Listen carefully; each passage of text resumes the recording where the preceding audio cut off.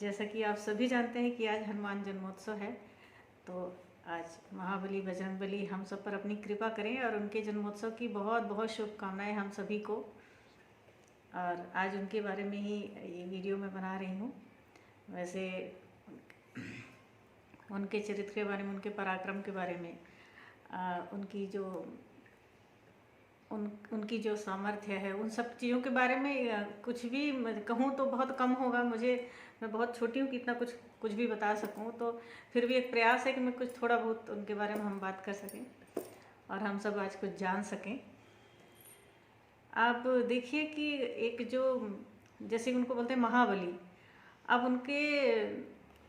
उनके मतलब जीवन से कुछ एक छोटी छोटी घटनाएं आप उठा के देखेंगे तो देखिए कैसे कि किस तरह वो वहाँ से कैसे हमें संदेश मिलता है, किस तरह एक जो मन से जो एकदम शुद्ध हो, बिल्कुल जो शुद्ध हृदय का जो होता है व्यक्ति, मतलब एक तरह वो तो ईश्वर हैं, तो मतलब जो मन से शुद्ध होता है वो किस प्रकार का उसके अंदर गुण होता है कि देखिए कि वो जब अपने इष्ट के सामने है, मतलब कि जब प्रेम की बात हो रही है वहाँ पर एक अबोध शिशु के समान, मतलब इतना उनके अंदर भोलापन है, इतने वो पवित्र हैं, इतना भोलापन है कि ये एक भोले वाले शिशु के समान है। और जब वो जो है शत्रुता की जहाँ बात आती है, जहाँ पर कि जैसे कि वो रावण की जब लंका में होते हैं, उसके ही बगीचे का कंदमूल फल खाते हैं और फिर उसकी ही वहाँ जाकर सीता जी का पता लगाते हैं, उनसे जाकर मिल कर आते हैं। उसके बाद उसी की ही जो उसमें है ना कि उसके ही घी तेल जो भी है उसके ही सामग्रियों से वो उसकी ही लंका में आग लगा के आ जाते हैं। मतलब इतने बड़े, इतने चतुर कूटनीतिज्ञ हैं वो, जब शत्रुता की बात आती है, जब पराक्रम की बात आती है। लेकिन जहाँ प्रेम की बात आती है, जहाँ भक्ति की बात आती है, वहाँ पर वो एकदम अबोध बालक के समान हो जाते हैं, अपने इष्ट के सामने एकदम समर्पित होते हैं, बिल्कुल भोले भाले बच्चे की तरह। तो ये होता है एक जो हृदय से जो बिल्कुल, मतलब आप एकदम जब निर्मल होते हैं ना, एक निर्मल व्यक्ति जो होता है, जिसका व्यक्तित्व इतना प्रभावशाली है और वो लेकिन हृदय से इतना, मतलब निर्मल से भी निर्मल है वो व्यक्ति, उसका व्यक्तित्व कैसा होगा कि यहाँ पर आप देख सकते हैं। तो ऐसे हैं हमारे महाबली बजरंगबली, इस तरह हैं। तो आज बस उनके बारे में ही थोड़ा सा बात करेंगे। जैसे कि रामचरितमानस में एक चौपाई है कि अष्ट सिद्धि नवनीत के दाता, असबर दीन जानकी माता। तो जो ये 8 सिद्धियां हैं वो हमारे महाबली बजरंगबली के पास हैं। और कहते हैं कि जब शिव जी ने माता सिद्धदात्री की आराधना की थी, उनके लिए तप किया था, तो माता सिद्धदात्री ने उन्हें ये 8 सिद्धियां जो है वरदान स्वरूप दी थी। और वो महाबली बजरंगबली जो हैं उनके भी पास हैं ये 8 सिद्धियाँ। तो इसमें क्या है कि उस चौपाई से है कि मतलब जो भी महाबली बजरंगबली जी की आराधना करेगा, उनकी भक्ति करेगा, उन्हें वो 8 सिद्धियाँ और 9 निधियाँ प्राप्त होंगी वरदान स्वरूप। तो उसके बारे में बात करें कि वो 8 सिद्धियाँ कौन कौन सी हैं और उनके गुण क्या हैं, उनके प्राप्त होने से क्या गुण मिलता है, मतलब क्या उससे लाभ मिलता है, और जो 9 निधियाँ हैं उनका भी क्या गुण है, क्या प्रवृत्ति है, उसको साधक जब प्राप्त करता है तो उससे क्या गुण प्राप्त होता है, क्या गुण मिलता है, उसके बारे में बात करेंगे। तो आज पहले बात करेंगे हम जो 8 सिद्धियां हैं उनके बारे में बात करेंगे। पहली जो सिद्धि है उसको बोलते हैं अणिमा। अणिमा मतलब ये जब सिद्धि प्राप्त हो जाती है साधक को, तो वो अणु से भी छोटा, इतना स्वरूप, मतलब इतना छोटा रूप धर सकता है, अणु से भी छोटा, छोटे से भी छोटा, मतलब जितना सूक्ष्म से भी सूक्ष्म, इतना छोटा शरीर वो धारण कर सकता है। और दूसरी जो है वो है महिमा, मतलब आप अगर ये सिद्धि प्राप्त हो जाती है तो बड़े से बड़ा स्वरूप, मतलब ब्रह्मांड जितना बड़ा स्वरूप धारण कर सकता है साधक, ये होता है अगर महिमा नामक सिद्धि प्राप्त हो जाती है।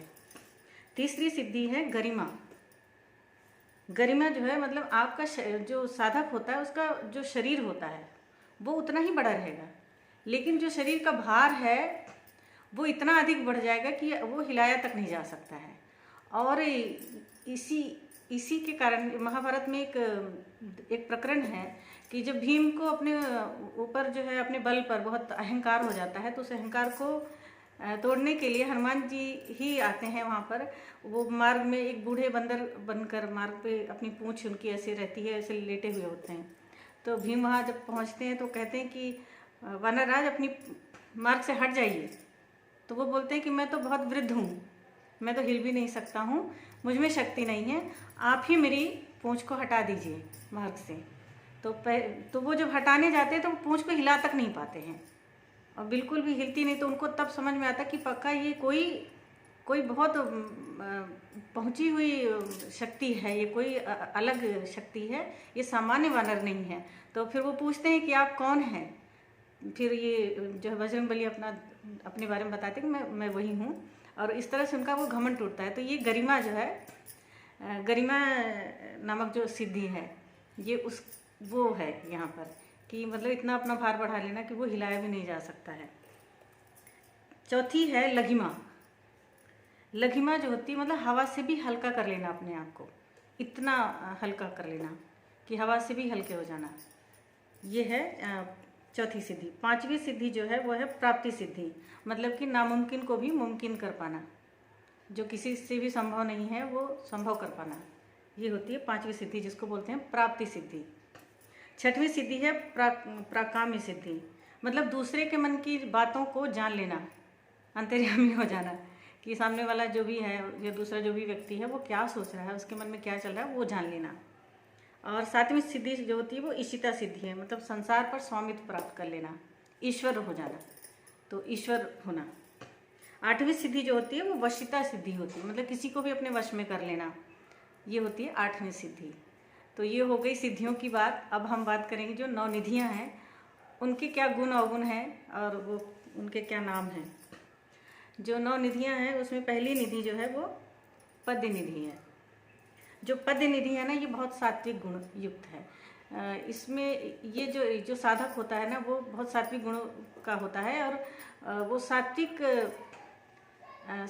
कार्यों द्वारा ही, मतलब सात्विक तरीके से इसमें जो है ये निधि प्राप्त होती है, और ये कई पीढ़ियों तक चलती जाती है। और जो ये साधक होता है जो इसकी प्राप्त करता है, वो बहुत ही मतलब परोपकारी होता है, बहुत दयालु होता है, लोगों को दान देना, परोपकार करना, ये सब चीज़ें उसके अंदर ये सब गुण आते हैं। और जो दूसरी सिद्धि है वो है महापद्य निधि। ये भी सात्विक है, ये भी सात्विक ही होती है, लेकिन इसका जो प्रभाव होता है वो केवल 7 पीढ़ी तक ही होता है, उसके बाद इसका प्रभाव समाप्त हो जाता है। लेकिन जो इसका भी साधक होता है वो सात्विक होता है, परोपकारी होता है, वो भी दान पुण्य करने में विश्वास रखता है। तीसरी जो निधि है वो है नील निधि। ये जो होती है ये सत्व और रज दोनों गुणों से मिश्रित होती है। तो इस निधि को जो प्राप्त किया जाता है उसका जो मार्ग है वो है व्यापार के द्वारा इसे प्राप्त किया जाता है। और इस निधि से जो युक्त व्यक्ति होता है वो दोनों गुणों का प्रभाव होता है उसके ऊपर, दोनों ही गुणों के साथ रहता है। ये 3 पीढ़ी तक ऐसी इसका जो है प्रभाव चलता है, 3 पीढ़ी तक। जो चौथी निधि है वो है मुकुंद निधि। तो मुकुंद निधि जो है वो रजोगुण की इसमें प्रधानता होती है, इसमें ज़्यादातर प्रधानता सारी रजोगुण की होती है। इसलिए इससे जो युक्त जो साधक होता है, जो भी इससे युक्त व्यक्ति होता है, वो राशि गुणों वाला होता है, बिल्कुल भोग विलास में अपने आप को उसमें खर्च करना, अपनी इसको भोग विलास में रहना, पूरा भोग में अपना मन लगाना। और जो 5वीं निधि है वो है नंद निधि। जो नंद निधि है इसमें रजोगुण और तमोगुण दोनों होता है। इसको जो भी प्राप्त करता है वो व्यक्ति रजोगुण और तमोगुण दोनों से युक्त होता है। इसका जो ऐसे जो साधक होते हैं ना, इनकी आयु बहुत लंबी होती है, निरंतर तरक्की करते रहते हैं। इससे संपन्न व्यक्ति जो होता है वो अपनी उसकी मतलब कि स्व प्रशंसा उसको बहुत अच्छी लगती है, मतलब उसकी प्रशंसा करते रहो, उसकी चमचागिरी करते रहो तो उसे बहुत भाता है, ऐसा होता है, इसका ये स्वभाव होता है। और जो होती है 6वीं निधि उसे बोलते हैं मकर निधि। मकर निधि जो है वो पूरी तरह तामसी निधि है। इस निधि वाला जो साधक होता है वो अस्त्र शस्त्र इकट्ठा करना, मतलब बिल्कुल जैसे कि ऐसी चीज़ों में रहना, मतलब कि शासन सत्ता में इन सब चीज़ों में उसकी दखलंदाजी रहना, उसमें ज़्यादा रुचि लेना, शत्रु होते हैं ना उनके लिए मतलब युद्ध के लिए हमेशा तैयार रहता है, लड़ने झगड़ने के लिए, बिल्कुल शत्रुओं पर बिल्कुल अपना प्रभुत्व जमा कर रखता है, ऐसा जो व्यक्ति होता है। ये ऐसे व्यक्ति जो होते हैं, इस तरह के जो साधक होते हैं, उनकी मृत्यु भी अस्त्र शस्त्र द्वारा या फिर किसी दुर्घटना में ही होती है। जो 7वीं निधि होती है वो होती है कच्छप निधि। कच्छप निधि आप इसके नाम से ही समझ पा रहे हैं कि जो ऐसी निधि जिन साधकों को प्राप्त होती है, जो व्यक्तियों को, वो अपने धन को ना बहुत छुपा के रखना पसंद करते हैं, किसी को दिखाते नहीं हैं, एकदम छुपा के रखते हैं। ना वो खुद खर्च करेंगे, ना किसी को खर्च करने देंगे, बिल्कुल सर्प की तरह उसकी एकदम रक्षा करते रहेंगे, बिल्कुल एक एक रुपये पाई पाई के। मतलब ये अंत तो गत्ता, ये संसार से चले जाएंगे पर इनका धन नहीं खर्च होगा, ना ये अपने ऊपर करेंगे। मतलब धन रहने के बावजूद जो है बिल्कुल एकदम गरीबी जैसा जीवन जीते हैं ये। इनको बस बचा के रखना, छुपा के रखना अच्छा लगता है, ना खुद खर्च करेंगे, ना किसी को करने देंगे। जो 8वीं निधि है उसे बोलते हैं शंख निधि। शंख निधि जो होती है, इसको जो व्यक्ति प्राप्त करता है वो बहुत स्वार्थी होता है। उसकी प्रवृत्ति होती है बिल्कुल स्वार्थ वाली। मतलब कि वो जो खुद उसने जो पाया है उसको खुद के ऊपर ही खर्च करना है, चाहे पूरा परिवार गरीबी में जी रहा होगा, किसी को भी उसने नहीं खर्च करने देना है। पूर्णतः स्वार्थी व्यक्ति होता है वो। मतलब ऐसा साधक सब कुछ खुद के ऊपर खर्च करना है, लेकिन खुद के ऊपर करना है। उसने 1 रुपये भी मतलब किसी को भी नहीं देना है। चाहे पूरा परिवार गरीबी में बिता सकता है, पूरा परिवार चाहे उस चीज़ से परेशान है, लेकिन वो खुद को बहुत एकदम राशि ठाट से रखना, अपने ऊपर सब कुछ खर्च करना उसने। और जो 9वीं निधि होती है उसे बोलते हैं खर्व निधि। ये खर्व निधि जो है ये 8 निधियों का मिश्रण होता है। तो ऐसे व्यक्ति का जो स्वभाव होता है ना, उस निश्चित नहीं होता। उसको आप कभी भी पकड़ नहीं सकते कि कुछ, या कह नहीं सकते, कभी नहीं समझ सकते कि कब वो किस स्वभाव का हो जाएगा, क्योंकि 8 निधियों का उसके अंदर जो होता है ना, 8 निधियों का स्वभाव उसमें मिश्रित होता है। तो कभी भी पैतरे खा सकता है, कभी भी उसकी बुद्धि कैसी भी हो सकती है। वो इस प्रकार का होता है। उसके अंदर मिश्रित गुण होते हैं, गुण अवगुण सब मिश्रित होता है। उसका कुछ मिश्रित स्वभाव रहता है। ऐसा जो व्यक्ति होता है विकलांग होता है, बहुत घमंडी होता है, कुछ इस प्रकार का होता है। और मौका मिलने पर ये दूसरों की संपत्ति भी हड़प सकते हैं। मतलब ये धोखेबाज टाइप भी होते हैं, चतुर धोखेबाज धूर्त, मतलब ऐसे भी होते हैं ये। इनके अंदर सब प्रवृत्ति मतलब मिली जुली प्रवृत्ति होती, पूरी एकदम मिश्रित प्रवृत्ति होती। इनका बिल्कुल भी भरोसा नहीं कर सकते आप, न इनके आप आचार व्यवहार का भरोसा कर सकते हैं, न इनके कार्यों का। ये ऐसे व्यक्ति होते हैं। तो मैंने इसलिए नोट डाउन किया था जिससे मैं भूलूँ ना, इसलिए मैं वो देख के भी बोल रही थी। तो ये है जो 8 सिद्धियां हैं और 9 निधियां हैं, ये उनके बारे में आज हम लोगों ने जाना है। ऐसे ही कुछ न कुछ और भी प्रयास करूंगी मैं, और कुछ चीज़ें जो जान पाऊँ और मैं आप सब तक पहुंचा सकूं, आप सब तक लाऊं। आज है हनुमान जयंती, तो इसलिए मुझे लगा कि इस बारे में बात करते हैं। हमें बहुत सारे लोगों को नहीं पता है। हम सिर्फ क्या होता है कि कुछ चीज़ें सुन रहे होते हैं, जैसे कि इस चौपाई को सुना है हमने बहुत बार, हम पढ़ते भी हैं, पर कई बार बहुत सारी चीज़ें जानने का प्रयास नहीं करते, या फिर जानते नहीं हैं। और जानना चाहिए हमें कि क्या है। छोटी छोटी जानकारियाँ हैं, पर छोटी छोटी जानकारियाँ पाते पाते ही हम बड़ी जानकारियाँ प्राप्त करते हैं, और आवश्यक है कि हम जानें उसको।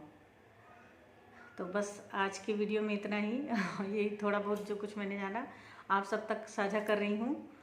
और महाबली बजरंगबली हम सब पर भी कृपा करें, और हम सबको भी बिल्कुल शुद्ध कर दें, भीतर से शुद्ध कर दें, और हम सब में भी निश्चल प्रेम, निष्काम प्रेम भरें, और हमें भी पराक्रमी बनाएं। जो गुण उनमें हैं वो सब गुण हम भी प्राप्त करें, जो अच्छे गुण हैं। बस जय श्री राम।